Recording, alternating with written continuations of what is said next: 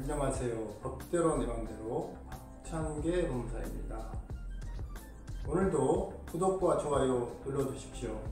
감사합니다. 오늘의 제목은 회사가 놓쳐서는 안 되는 등기 두 가지입니다. 회사가 설립되면 회사의 대표자는 회사의 상호와 목적 등 법이 정한 사항을 등기해야 하고, 이 등기 사항에 변경이 있는 때에도 등기해야 합니다. 이는 상법 규정입니다. 이 규정은 민법상의 비영리법인이나 그 밖의 법률로 정한 법인에도 준용됩니다. 등기할 사항이거나 등기 사항에 변경이 있는 때에는 그때부터 본점에서는 2주, 지점에서는 3주 내에 등기를 해야 합니다. 만일 이를 게을리하면 그 회사의 대표자에게 500만원 이하의 과태료가 부과됩니다. 일반적으로 회사에는 등기 업무를 담당하는 직원이 있거나 소규모 회사의 경우에는 대표자가 이를 처리합니다. 이들은 등기할 사항을 어느 정도 알고 있기 때문에 거래하는 법무사에게 의뢰하거나 셀프로 등기를 합니다. 그런데 아래에 설명하는 두 가지 등기를 챙기지 않아 그 기한을 넘김으로써 과태료를 부과받곤 합니다. 과태료를 부과받는 것까지는 그렇다 하더라도 이 업무를 놓친 직원은 심한 질책을 받거나 심할서를 쓰기도 합니다. 만일 법무사가 실수했다면 그 법무사는 거래처를 잃기도 합니다. 이 두 가지 등기 중 하나는 대표자 주소 변경 등기입니다. 대표자의 집 주소가 변경되면 주민등록 초본을 첨부해서 등기를 해야 합니다. 상법은 대표자의 성명과 주민등록 번호 그리고 주소를 등기하라고 정하고 있습니다. 이런 사항에 변경이 있어도 마찬가지입니다.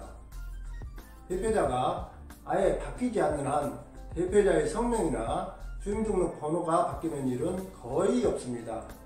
그래서 개명이나 주민등록 번호 변경이 이루어지면 당연히 등기한 줄 압니다.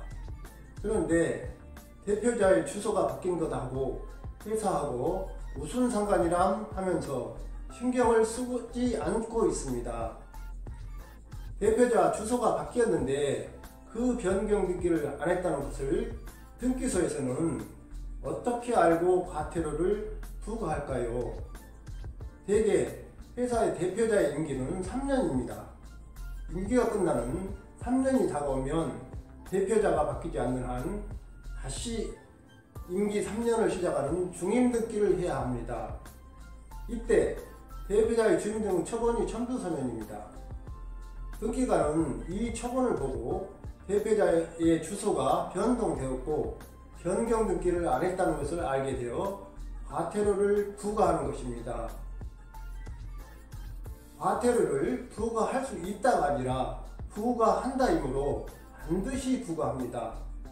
참고로 대표자가 임기 만료되어 다른 사람이 대표자를 취임했다면 임기 만료된 대표자는 주민등록 초본을 첨부하지 않고 해임 등기만 하면 되므로 과태료가 부과될 수 없습니다.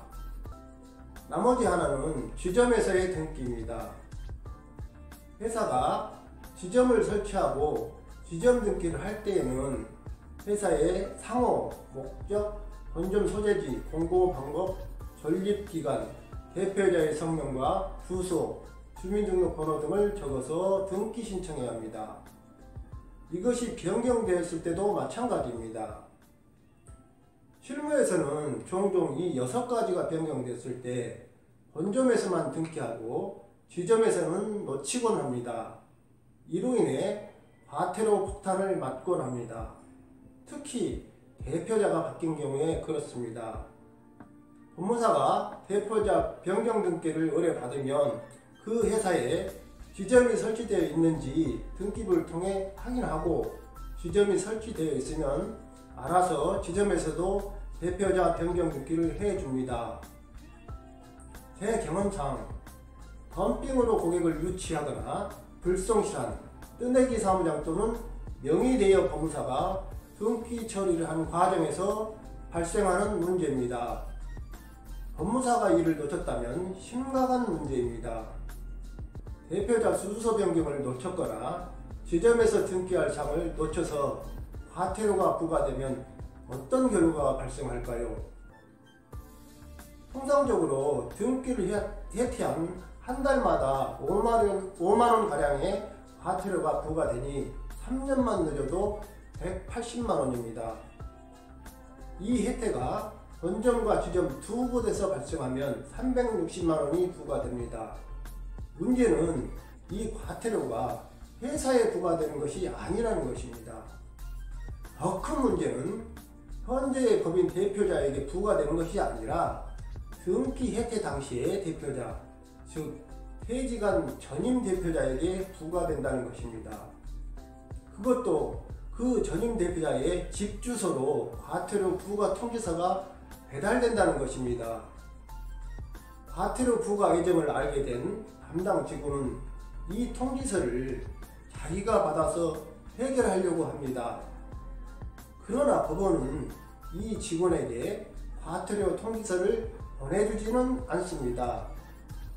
자신의 집에서 뜬금없이 과태료 부과 통지서를 받은 전임 대표자는 당장 비서실로 전화해서 항의합니다. 특히 전임 대표자가 저명한 사회 지도층 인사라면 사태는 일파만파로 커집니다.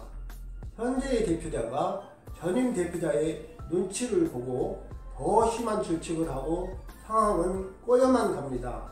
결국 이 과태료를 회사가 부담하는 선에서 마무리됩니다. 그러나 실수한 직원은 징계 등의 처벌을 받지는 않지만 무능한 직원으로 찍히게 됩니다. 이럴 때 편법이 동원됩니다. 모든 상황은 법무사가 실수한 것이다. 법무사가 일을 제대로 처리하지 못해서 발생했다고 윗선에 보고합니다. 그러면서 과태료는 그 실수한 법무사가 낸다고 하더라고 보고합니다. 실제는 그 담당 직원이 자신의 돈으로서 내고서 말입니다. 제대로 된 법무사는 사전에 조언하고 챙겨서 이런 일이 발생하지 않게 조치합니다. 이때 법무사가 자신의 실수였다고 확인서를 써주기도 합니다. 그러면 그 법무사는 당장 끊어! 라고 해서 법무사는 거래가 끊깁니다. 오늘 회사의 등기 담당 직원에게 조언합니다. 새로운 대표자가 취임하면 반드시 집 주소가 바뀌면 알려달라고 하고 등기하지 않으면 과태료가 부과된다고 각인을 시켜야 한다는 것입니다.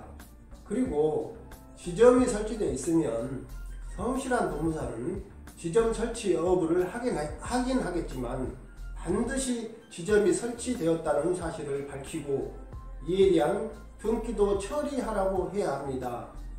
안 그러면 워낙 보수를 적게 주려고 하니까 지점이 설치된 줄 알면서도 고의로 본점에만 등기하고 지점에는 등기를 하지 않고 과태료 폭탄을 맞게 하는 경우도 있습니다. 오늘은 여기까지입니다. 감사합니다.